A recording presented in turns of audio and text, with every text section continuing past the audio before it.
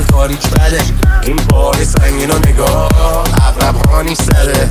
این تن دیگه لاتیش دوره تو جب لاتیش نده. ایزو میرفتی هرچی هستی بدون که منم خود آتیش شده.